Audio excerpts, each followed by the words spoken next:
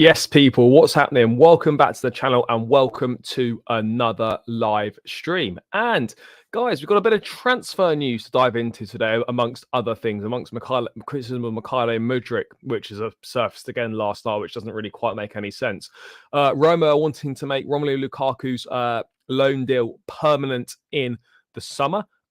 German clubs Bayern Munich and Borussia Dortmund are out of the race for Trevor Chalobah due to him suffering another setback and not likely to be match fit until the end of January. We're going to start looking ahead to the Newcastle game as well. Potential striker options. Is it going to happen in January? Is it going to be the summer? Are there any other names on the list other than the main two in Victor Osimhen and Ivan Toney? There's loads to get into as always, people. So make sure you smash the likes on the stream. Make sure you subscribe to the channel if you're new around here. Just 50 subscribers away now from 7K. Just 50 away now. So if we can knock as many of these 50 off in tonight's show, that would be fantastic. Get involved in the chat as always, people. It's great to hear your thoughts on things. So yeah, run those likes up, guys.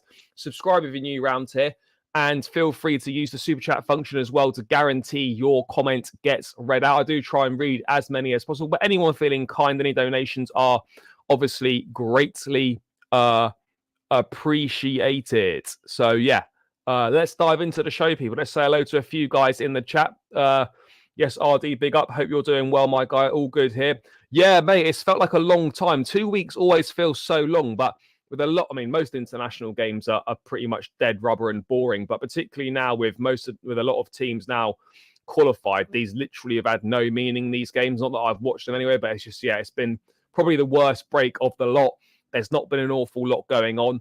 And yeah, it's been a slog. So the sooner we can get to sort of Saturday and Chelsea back, and then we build up into the big run of fixtures coming up to finish the year out, the Christmas period, the notorious December.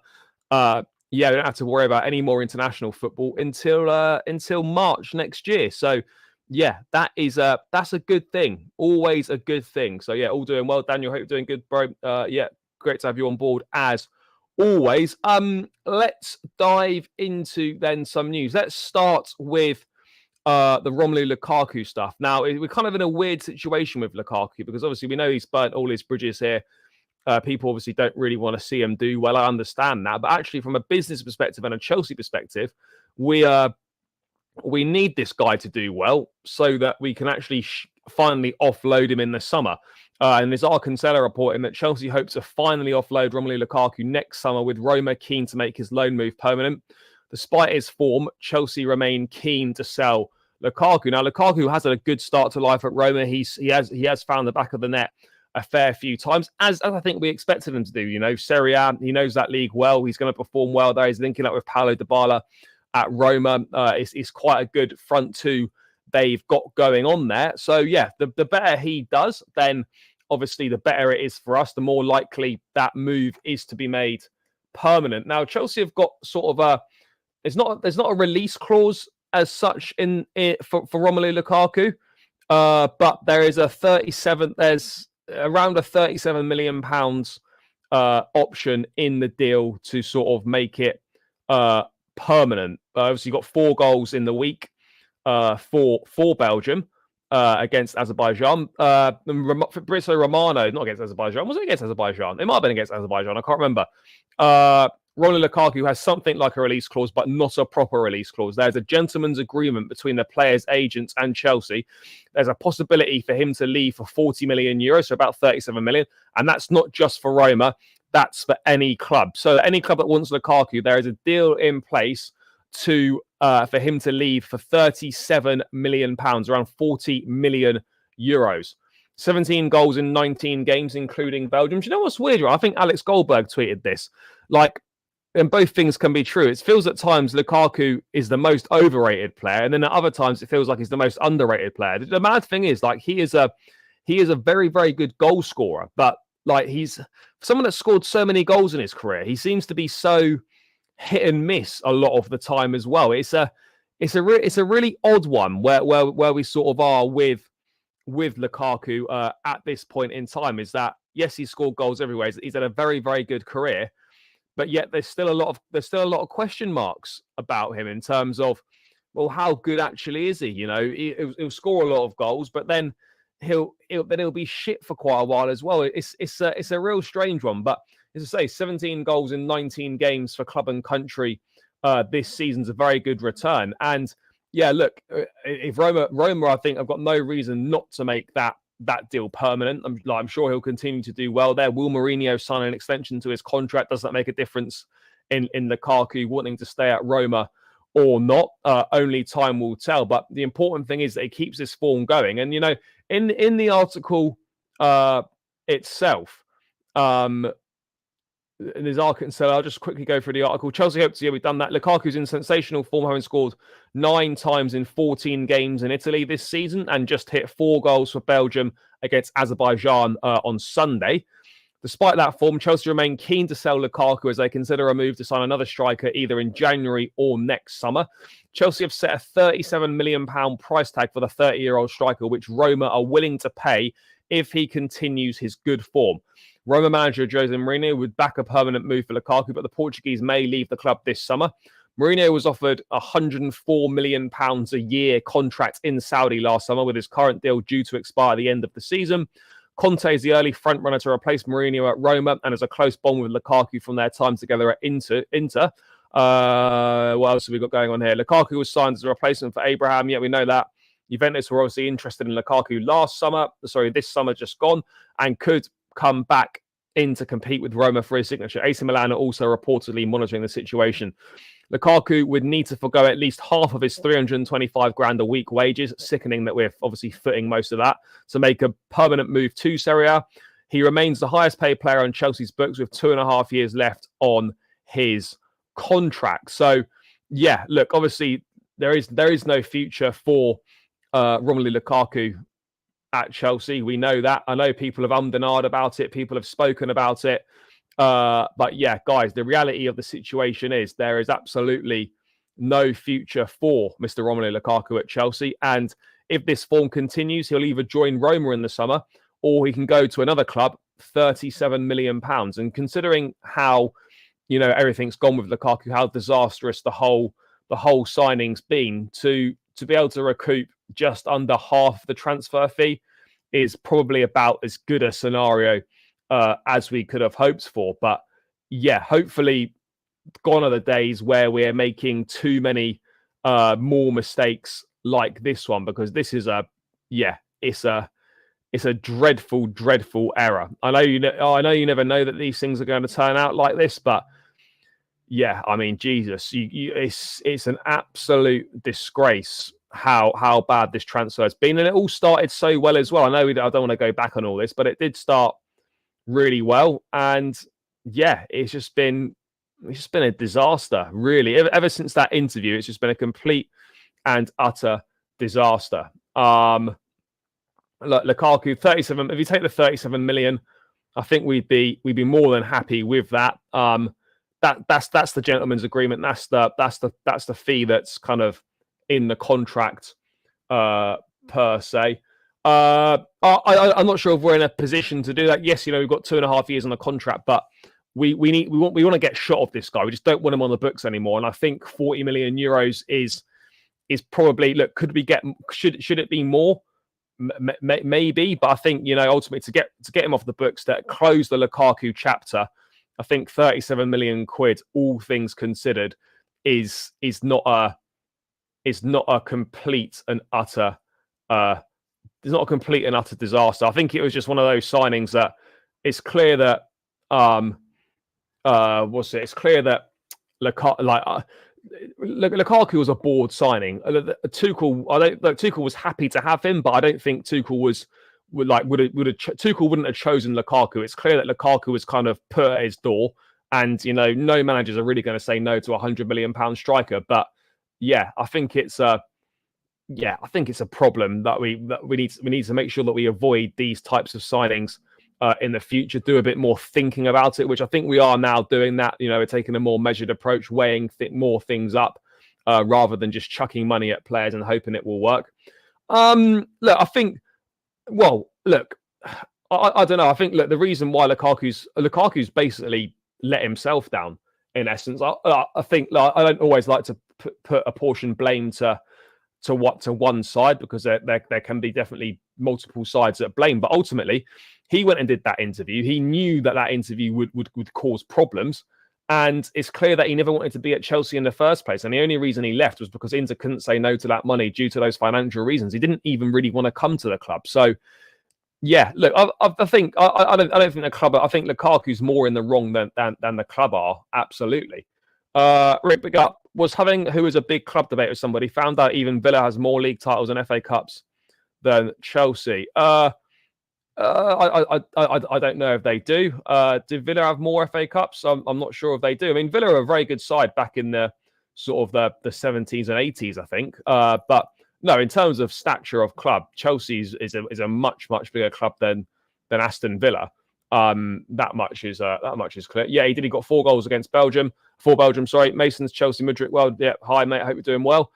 So yeah, look, Lukaku needs to continue that good form, and hopefully in the summer we'll finally, we'll close that chapter on Romelu Lukaku, which will be, it'll be great for it to finally be over. To have literally played one season, it's kind of mad. It is kind of a mad one. It really is. But yeah, that's kind of where we're at with Lukaku. There's a £37 million gentleman's agreement to sign him in the summer, and then we obviously we go from there. We hope his good form continues, so that someone, does actually end up taking that option up, and then we can just put a pin in it and move on, and hope that the next decision we make when it comes to signing a major centre forward doesn't go as disastrously as this one does, because this one, it's safe to say, has been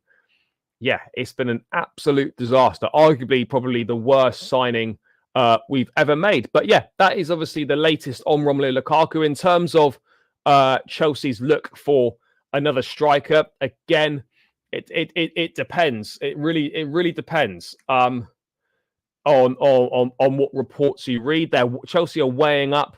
Again, there's Arkansella saying via the London is Blue pod.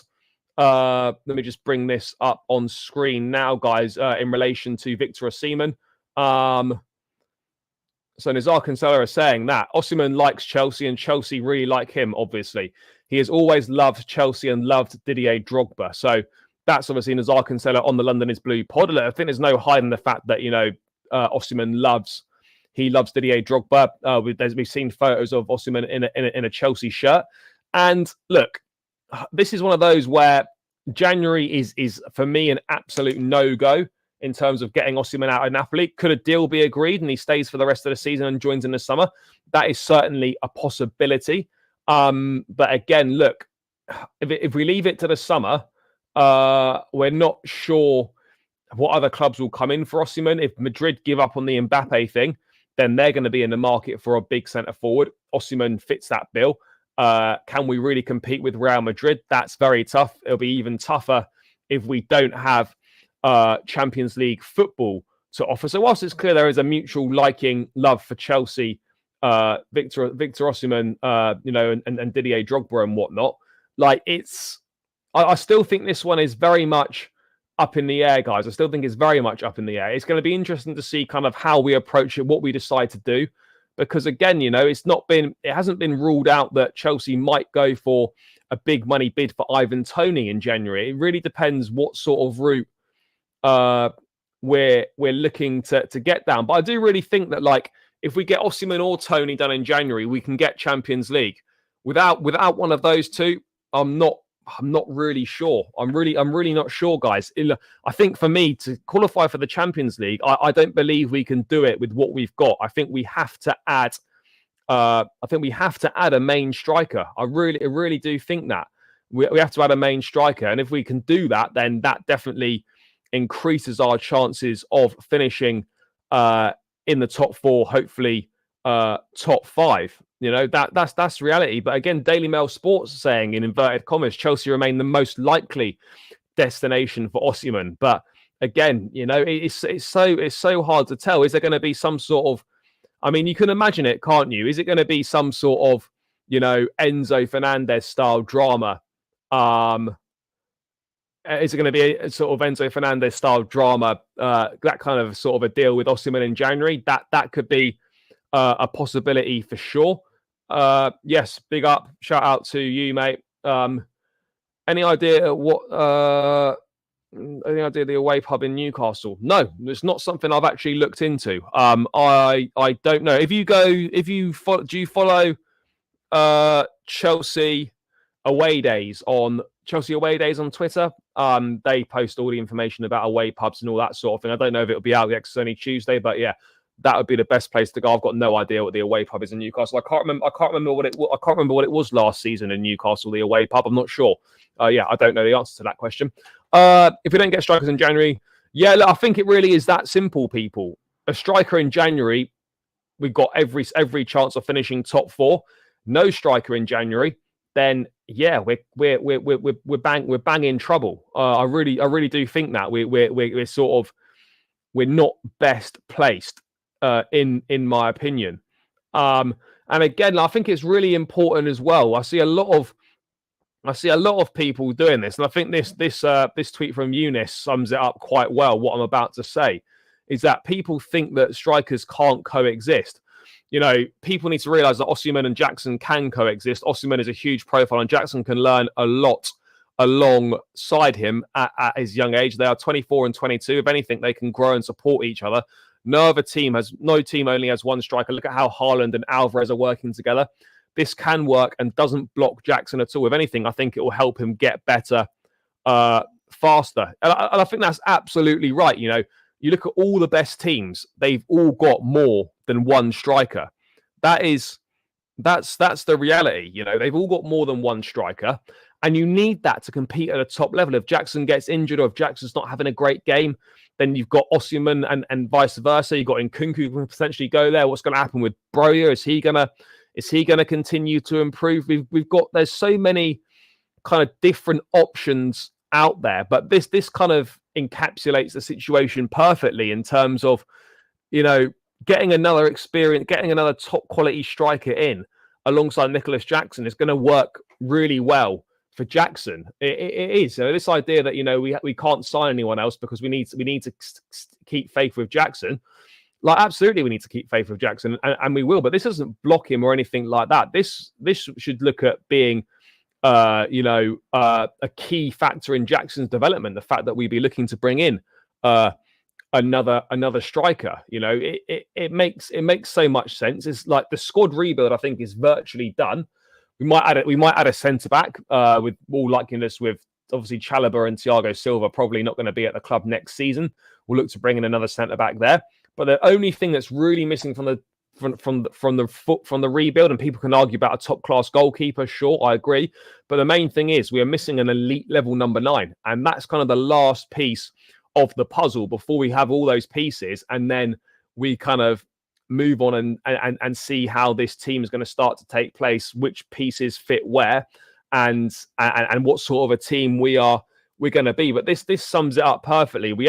These absolutely can work together. They can coexist. You know, Haaland and Alvarez, you know, being the absolute prime example in this situation, people. What else have we got? I mean, in terms of Ivan Toney, I don't know if there's much else on Ivan Toney. But again, look, it depends. I think Ben Jacobs has said a number of times, you know, if Chelsea feel they can get Victor Osimhen done in the summer, then they would wait. They would wait till then. But it's such a big if that. It's such a big if that. That is the issue. It's such a big if. You know, if we feel we can get it done, well, like I just don't know about it. I just think it's such a big gamble to take. That, you know, unless we've got 100% buy-in from Osimhen that he wants to join the club, I think it's a massive, massive gamble to take to wait till the summer. Fair, Aki, I hear it. I admire that optimism, that positivity.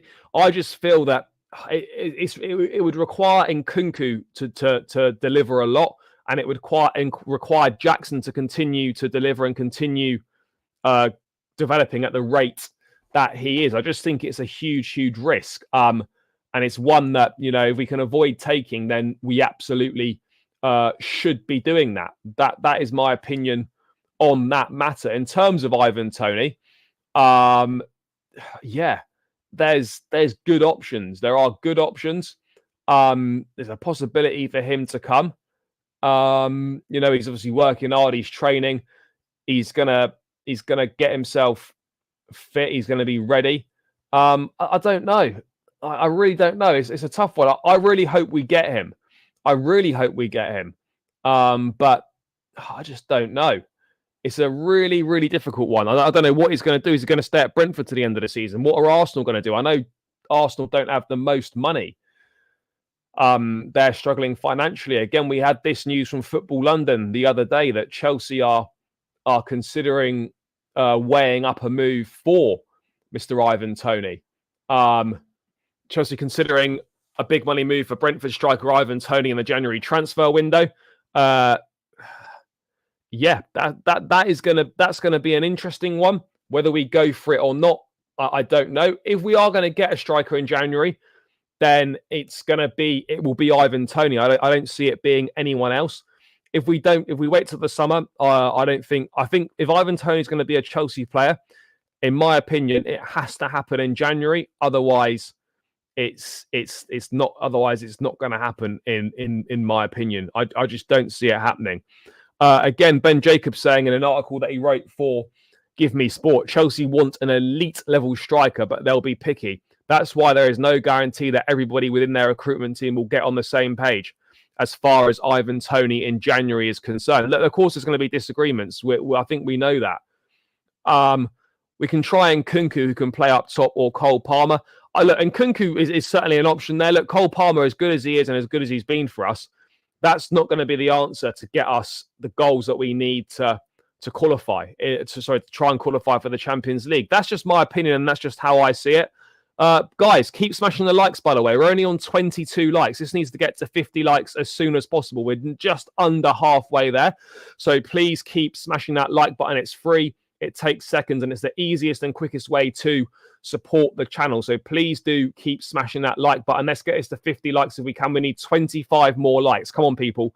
Let's get this done. You can do this. Let's get it done, guys. No excuses not to be smashing that like button, guys. So let's get it done. Let's shunt those likes up and subscribe to the channel if you're new around here as well. 53 subscribers away now from 7K. Anyone that's locked in now and not subscribed, please hit that subscribe button. Spread the word. Let your mates know. Get your friends to subscribe. We are one subscriber away from 6,950. Guys, one of you in here must not be subscribed. So please make sure you hit that subscribe button. It is crucial, people. It is crucial. We can spend big in the summer, considering all the sales. Lewis Hall, Lukaku, Chalobah, Sarr, Martin, etc. We must maintain a squad size.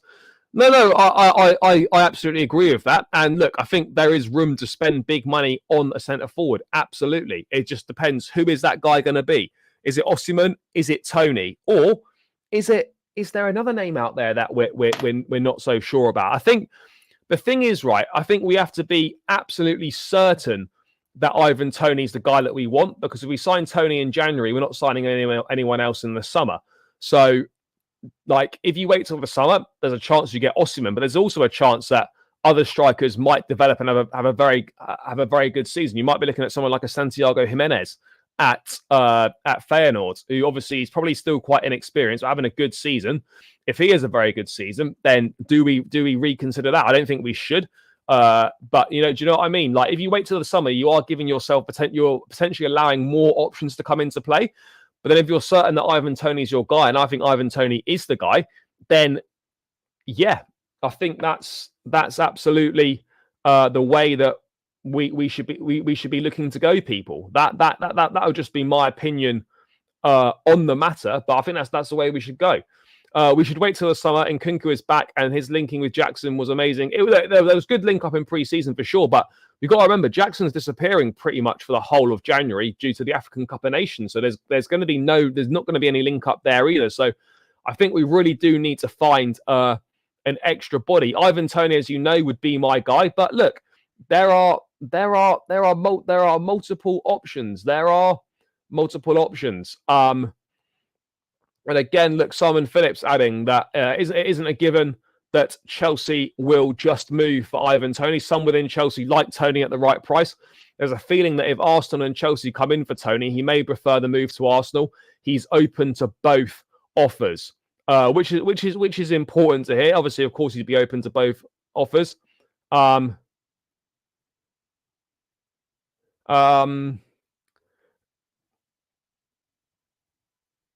mean, what do you think is a fair price for Ivan Toney?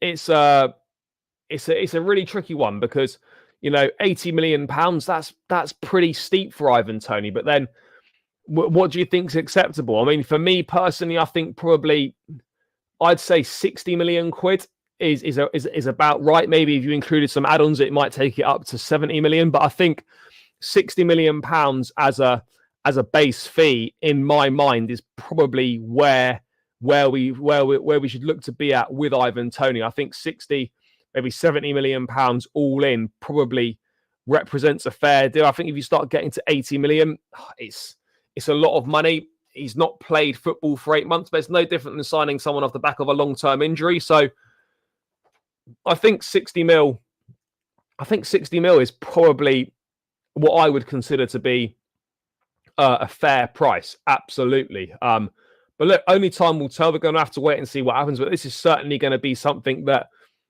develops at a vast rate of knots as we hurtle ever closer towards the January transfer window.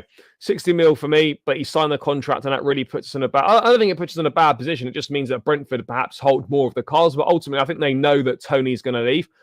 It just depends how much more football they feel they can get out of him. Brentford know that eventually Ivan Toney's going to leave. They know that it could be January. They'd probably rather it be in the summer. Does Toney owe it to Brentford to stick it out to the end of the season, given how they've stood by him during this difficult time for him?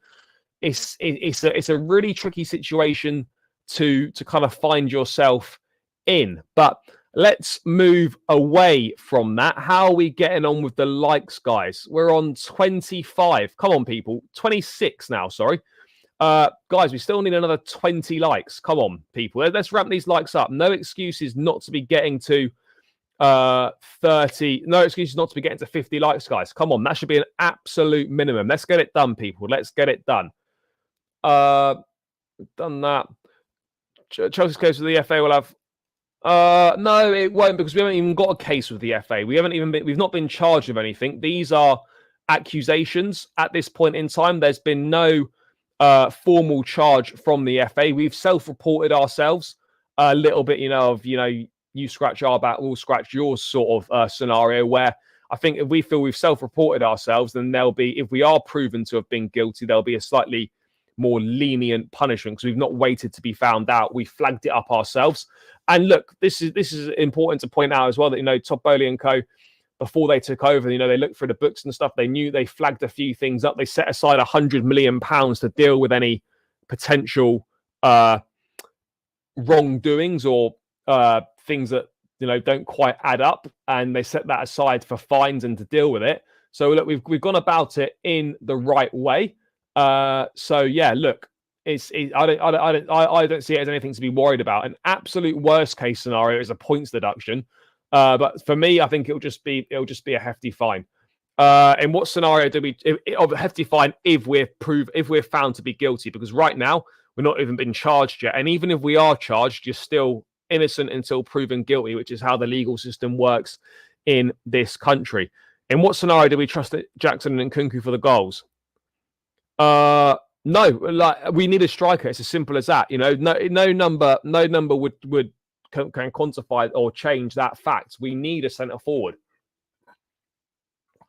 That's not enough for us to get the job done. It simply isn't enough to go out there and get the job done, guys. That's the reality of the situation. We need another striker. Simple as that. So obviously, if they scored like 50 or 60 goals between them, then you could start thinking, that's a very good season or whatever. But I think ultimately it's one of those where we need a centre forward. Simple as that. So yeah, it's for me, like there isn't a number on it. We have to go and get someone to improve our chances of of, and just making ourselves a dangerous outfit. That's the only thing that's missing is a real clinical finisher in front of goal, and some real quality some real quality at the top end of the pitch in that number 9 position. Let's move on to another transfer saga, which should have been dealt with in the summer. Almost feel like, again, he's become a little bit of a forgotten man. Trevor Chalobah, according to Florian Plettenberg, reliable German report, and subsequently backed up by Fabrizio Romano in one of his YouTube videos. Bayern and Dortmund are both out of the race to sign Chalobah in January. After another muscle tear, Chalobah will only be match fit again at the end of January. Just on that, though, right? No, I don't think we're not necessarily the case. Certainly not in January. If we get someone in the summer or in January, look, there's not space for all of them. There's not space for Jackson, Broja, a Tony or an Osimhen, and there's Datro Fofana as well. I think ultimately, if we were to sign Tony or Osimhen, I think that would probably be the end for Broja. I think Chelsea would sell Broja because then we'd go with Jackson, Tony or Osimhen, and then Christopher Nkunku as an option there. So I think if I'm being brutally honest, I don't think there's much of a long-term future at Chelsea for Amanda Broja. That's just the way that I see it. So yeah, I mean, I know it sounds like it sounds a bit of a shame, but that's the reality. Football's cutthroat at a top level. So yeah, simple as that. I don't see it. I really don't see it. I really I really don't see it. I don't trust Osimhen and Tony. We need. I think Ivan Toney, top level striker, massive fan of his. Victor Osimhen again doing very well in Serie A. Looks a very, very good centre forward. So yeah, I'd be happy with either of them. I don't see any issues with either of those coming. What do you think if we get us done that? Havertz was so bad for us; it could have been Broja's. Yeah, no, absolutely. That's the really annoying thing about Broja's injury is that because we were so shit last season, Broja would have played a lot of minutes. Havertz was absolutely horrible. Sorry, and like Broja would have played a lot of minutes, and it's such a shame he picked that injury up because we would have had a much better idea about what sort of a player he is. But we now don't have that because, for obvious reasons, we now don't have that. So yeah, it's frustrating that injury came, at the time that it did. Sterling is back to his prime. I think Newcastle have trouble defending. Let's hope so. But let's move into this Chalobah thing. And do you know what's mad, right? Chalobah obviously suffered that bit of a hamstring injury in pre-season, and the initial prognosis was oh yeah, he'll be out for around a month, and then more than a month passed by, and not really much happened, and then he was getting close to returning, him and Chukwuemeka, and then suddenly they've both suffered a setback in their recoveries, and Chalobah literally is supposedly not going to be match fit again until the end of January. He suffered another muscle tear. Like, I don't know what's going on here, but in terms of Chelsea looking to get money for him, I know that again there's a lot of clubs that are interested in him. Obviously, those two German clubs in Dortmund and Bayern probably aren't going to be going in for him anymore because of the fact that he's not going to be match fit until the end of January. It's a bit of a problem for Chelsea in terms of, look, we're trying to get as much money for this guy as possible. He's homegrown. It'll be pure profit on the books. But at the same time, when his value is he's just a depreciating asset at the moment. His fee's just going down and down and down because he's literally not going to play any football. And I said it at the time, like in the summer, Trevor Chalobah's not going to play another game for Chelsea. And I don't want to do one of those "I told you so" sort of things, but yeah, Chalobah's not going to play another game for Chelsea, and that's going to be a shame. It's going to be a problem.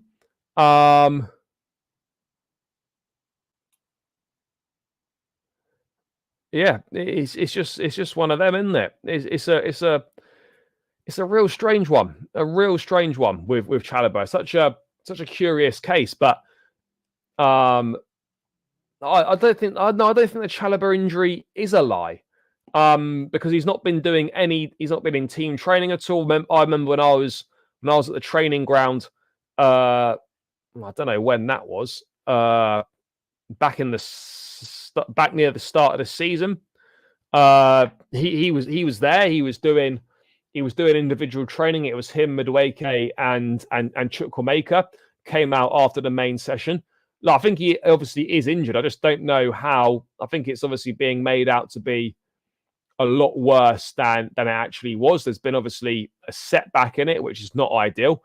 But I just think the whole Chalobah thing should have been dealt with in the summer. And it just feels like this could have been so easily avoided. And, we could, not be speaking about it. It's just frustrating because Chalobah's actually been a good player for Chelsea. I don't necessarily think he's ever let the club down. But at the same time, you're just thinking like, wow, fucking hell, like how much money are we actually going to get from him? Because at the moment, he's just a depreciating asset. His value is just going down and down and down because clubs know that Chelsea don't want him.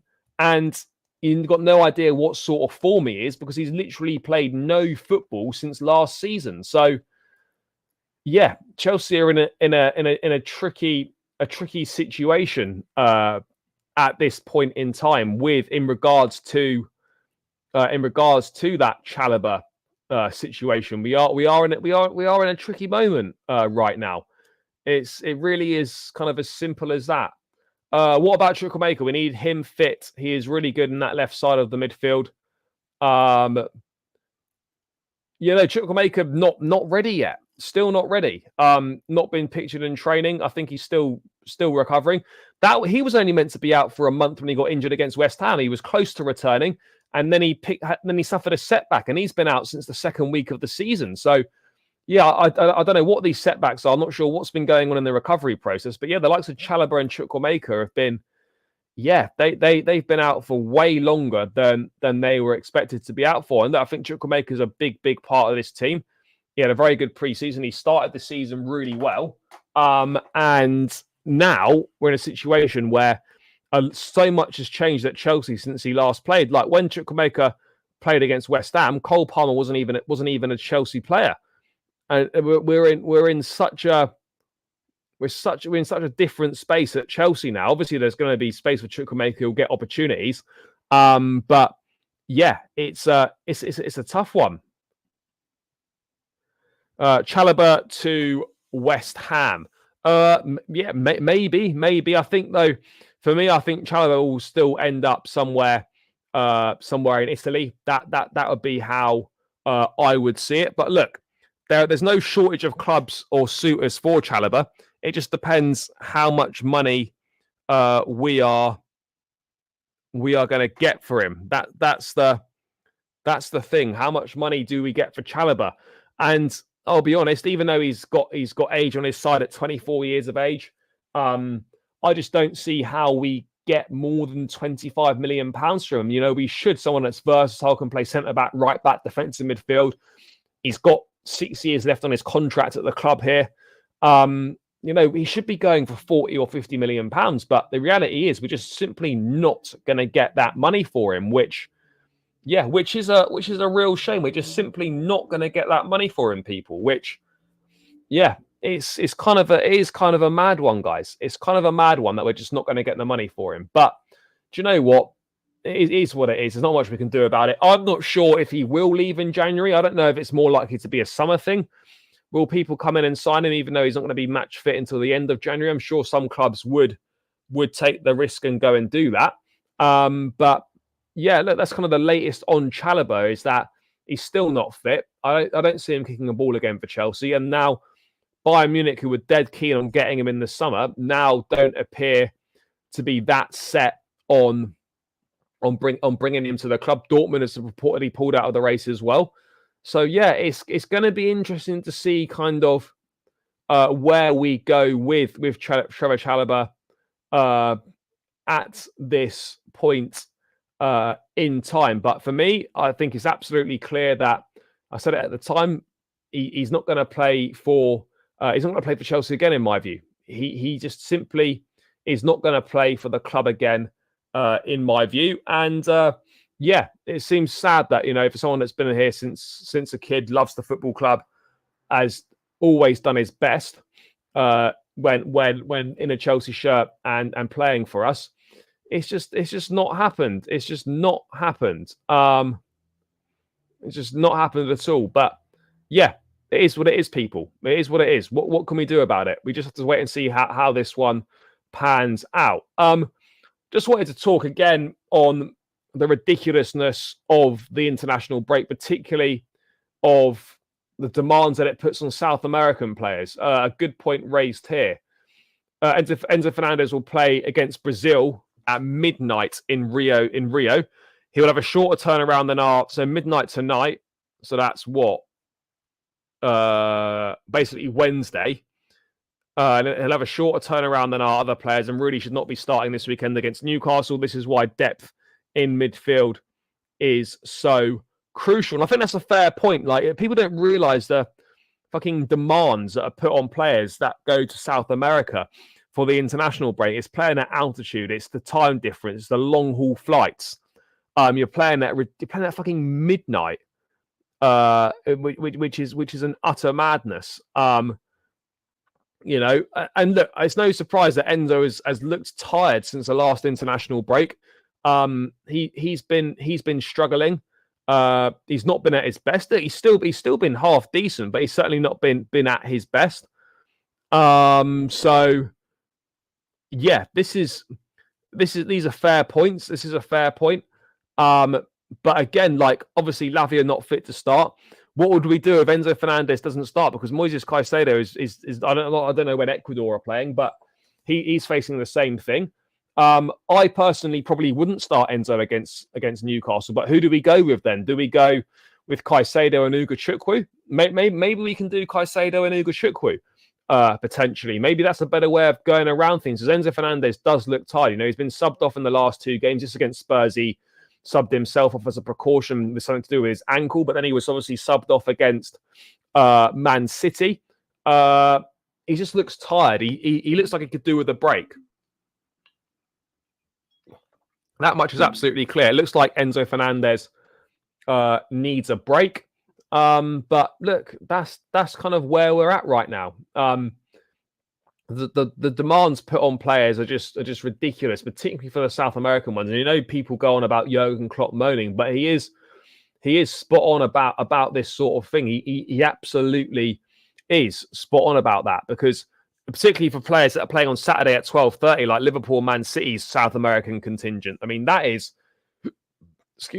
an absolute shambles. What's going on there, to be playing at midnight and then to be flying back long haul, time difference, all that shit to get over, to then go and play on a Saturday lunchtime at 12:30 is just a complete and utter madness. It really is.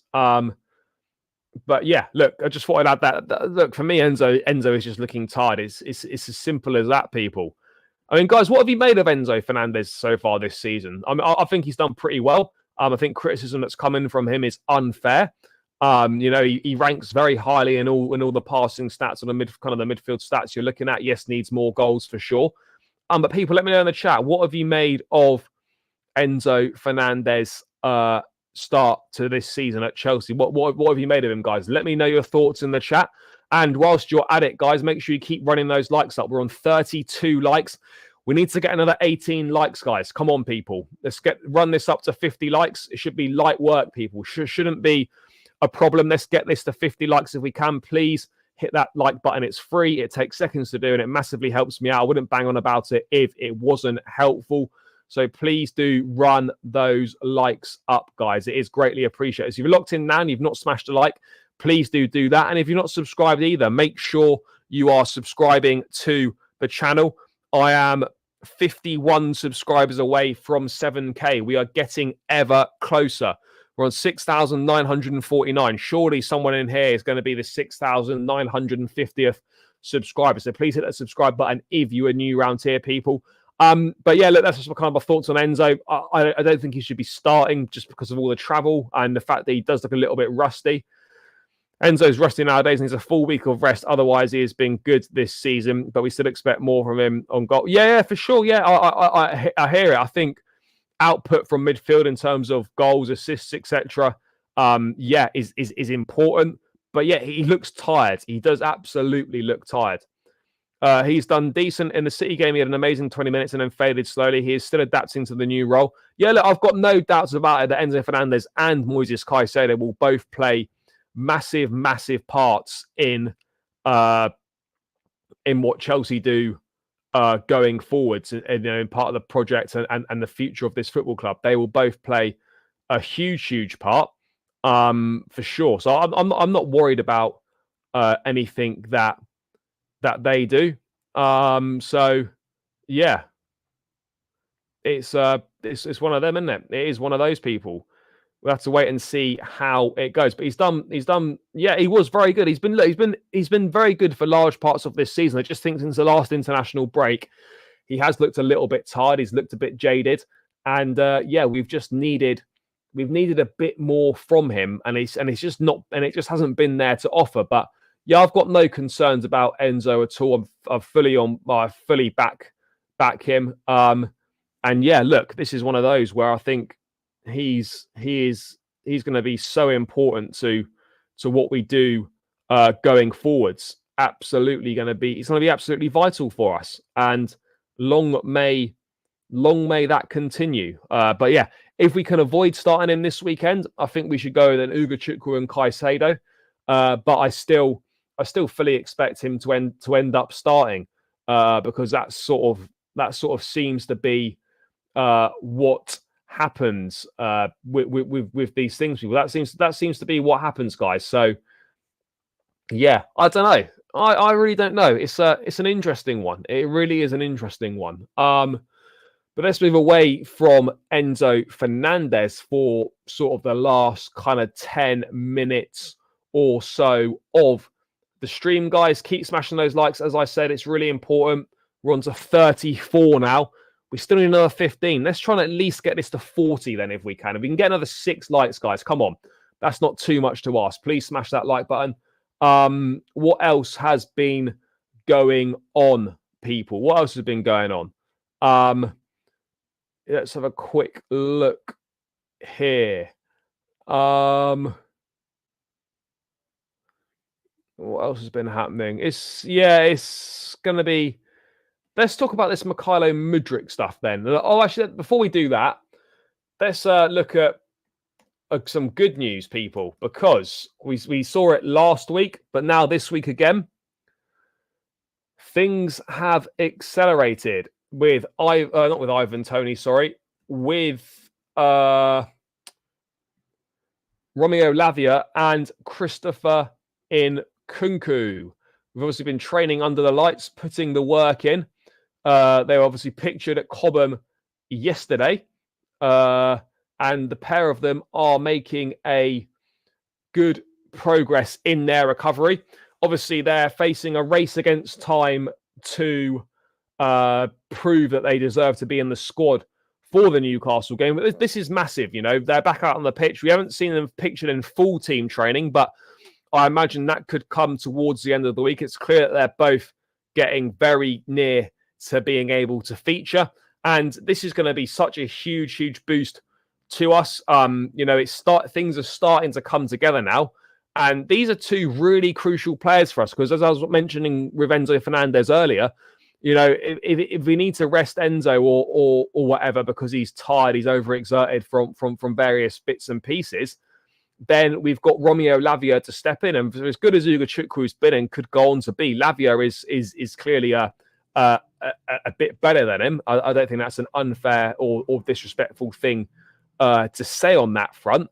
So yeah, this is really exciting. Look, I'm obviously going out to Newcastle on Saturday.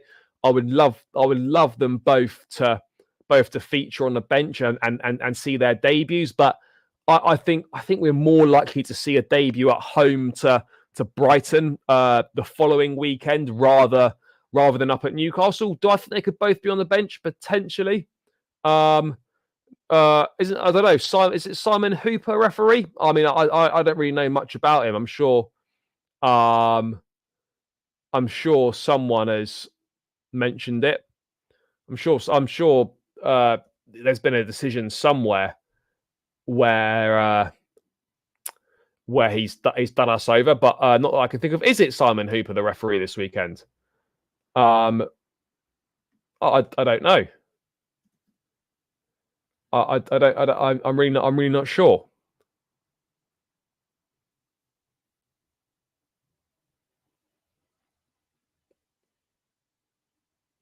Yeah, I don't know. I really don't know. Yeah, I'm unsure on who the referee is. Happy for Lukaku if he wants to stay at Roma. Yeah. Well, just whoever wants to take him and pay us the money. I don't care where he goes. Just give us our money. Simple as that. Yeah, I think Simon Hooper. Yeah, again, Ukraine done dirty there. Mudryk blatantly fouled in stoppage time. No penalty given when it absolutely should have been given, but it wasn't. What can we do? It's again incompetency at the highest level. We're not just seeing it in the Premier League; we're seeing it absolutely everywhere right now, which is really kind of quite concerning. How frequently we are seeing this kind of stuff taking place. What else have we got going on? So yeah, this is a massive plus, guys. And do you know what? Like when you start hearing the names that are coming back into the mix, you bring Lavia and Nkunku into the mix. You've chucked Chukwuemeka in. You get Chilwell fit again. That's another 4 big names coming back into the first team or the squad, and you've suddenly got yourself a very decent squad. You're improving the starting 11, and then you are also improving the options from the bench as well. Because recently, if we're being honest, guys, in the last few matches, again through injuries, the bench has not been the best. There's not been an awful lot of options from the bench, and now with sort of guys starting to come back from injury, key players as well, this is going to be really exciting. I was at a Forest game. I can't remember what happened, and I know we lost, obviously, but I can't really remember anything ridiculous. Any ridiculous goings on in that game. What happens to Lukaku? I don't really know what happens to Lukaku.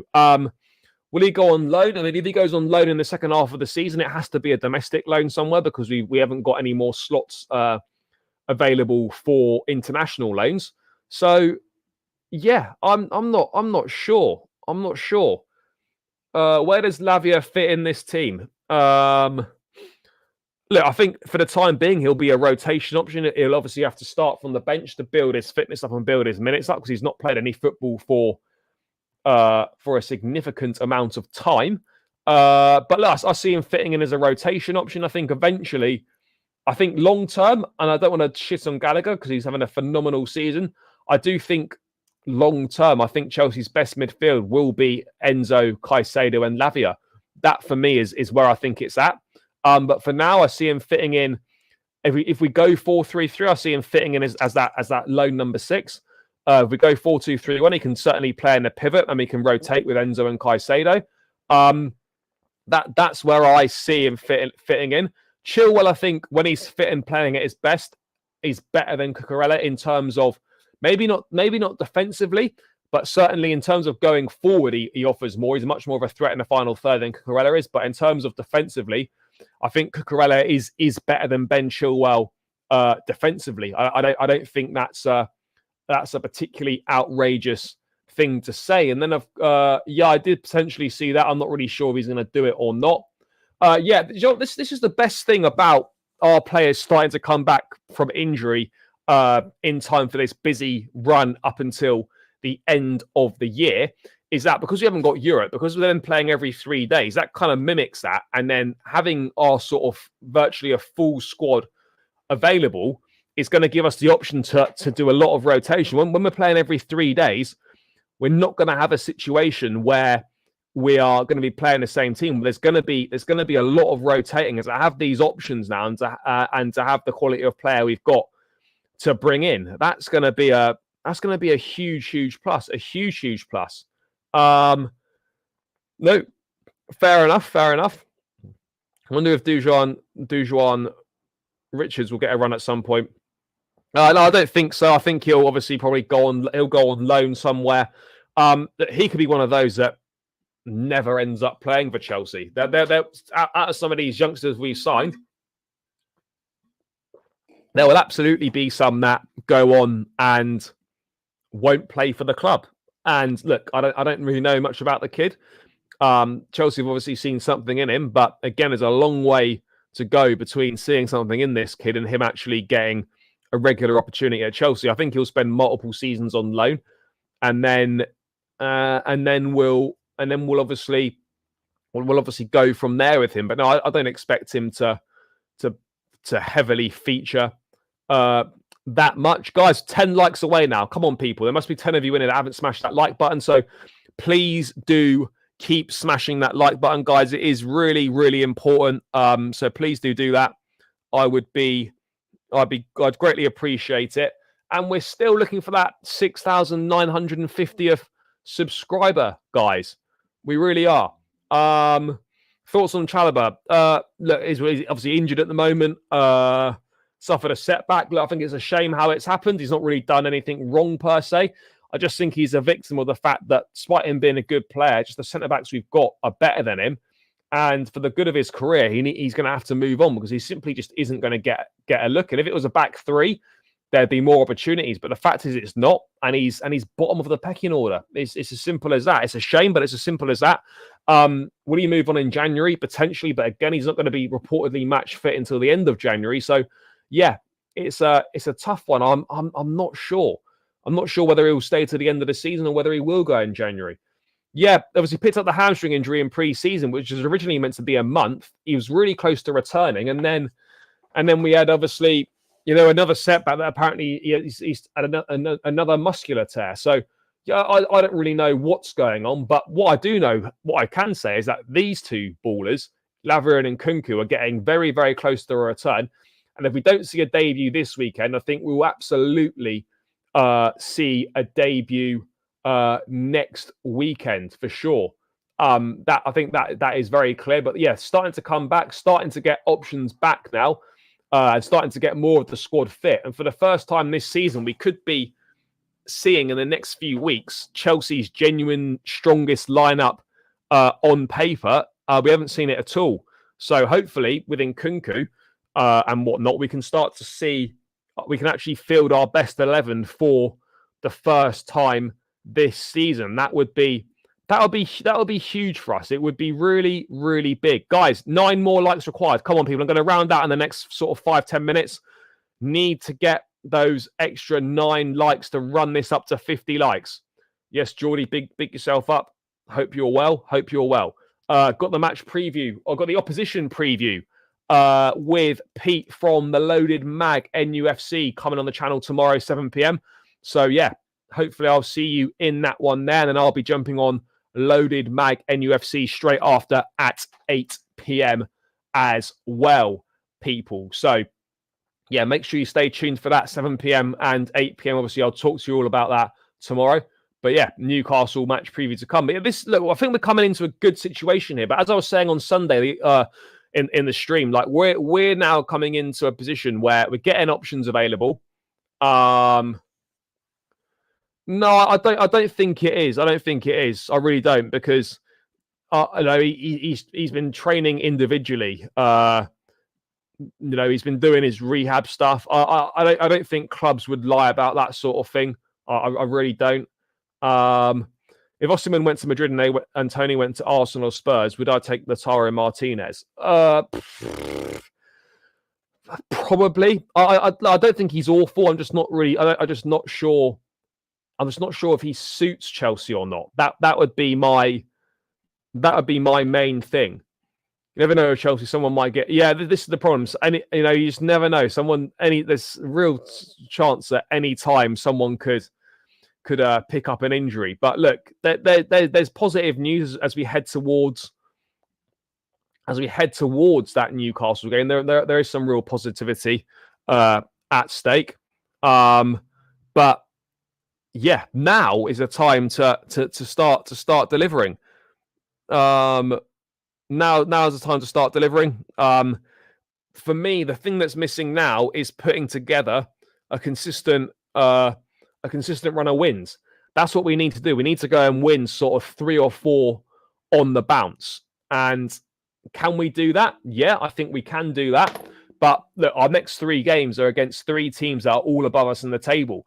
We've got a chance to close that gap, to take 3 points out of Newcastle, to take 3 points out of Brighton, to take 3 points out of Man United. Now, we've got opportunities here to take 3 points out of teams that are above us, and then we have a situation where if those other teams drop points in other games, we're potentially taking 4 to 6 points out of sides in 2 weeks that are above us, and that soon adds up.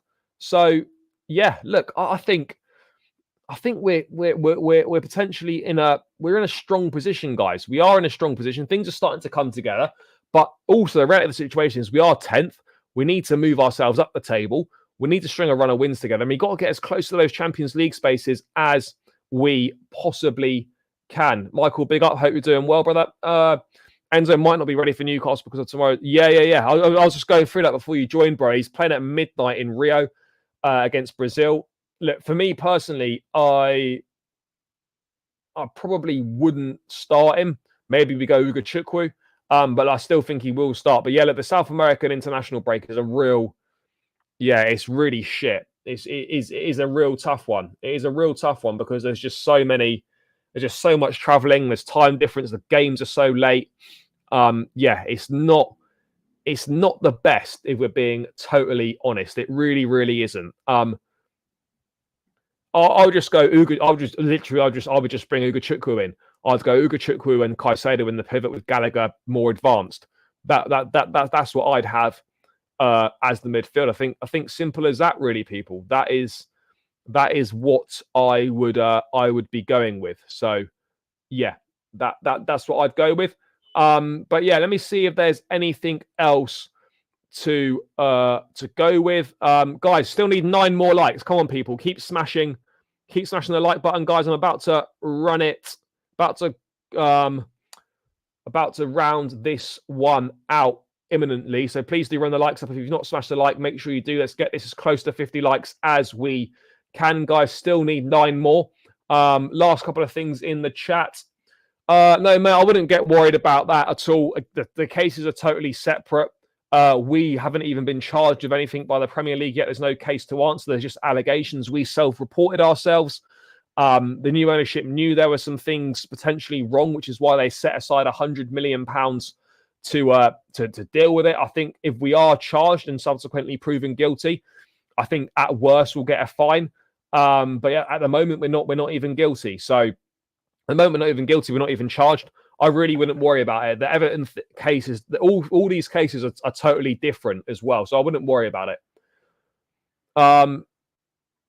Potentially, look, for sure that there's absolutely a chance. I think one of them could be. Both of them might be a stretch. I'm not sure. But if I was if I was a betting man, I'd probably say that they would join in the summer. Not join in the summer. What am I on about? That we'd see them next weekend against Brighton for a debut at home. Although, look, there's a possibility if they prove their fitness in the remainder of the sessions this week, then there's absolutely a chance that could be the case. I don't see why not. I'd love to see them up there. I'd love to see Nkunku make his debut, but look, we have to wait and see what is going to happen on that front. But yeah, people, I think I'm going to round this one out here. It wasn't the most to cover in today's stream. Just thought I'd hop on, talk through a few little bits and pieces. Not the best numbers wise, but I do appreciate each and every single one of you that has tuned in today. It's greatly appreciated. Yeah, not the most news going on. Could have left it, but I thought I'd just jump on and do something anyway. Why not? Man City have 100 charges owed against them. No, because it takes so long to investigate all that sort of stuff. It will take a long time. I wouldn't expect anything for that for at least a year, well into next year before you hear anything on that. But yeah, guys, thank you so much for tuning in. Big yourselves up. I'll be back tomorrow night, 7 p.m. with the opposition preview with Pete from Loaded Mag NUFC. Looking forward to that. One's going to be a good chat, so make sure you stay tuned for that. 7 p.m. UK time. The opposition preview, Chelsea versus Newcastle with Loaded Mag NUFC. And then I'll be jumping on their channel straight afterwards. So yeah, guys, make sure you stay tuned in. 7 p.m. tomorrow night, opposition preview. Thanks for your support as always. Thanks for tuning in. Make sure you smash the likes on the way out. Subscribe to the channel if you're new around here. I will catch you tomorrow evening, 7 p.m. Until then, guys, take care. Up the Chelsea and peace out, people.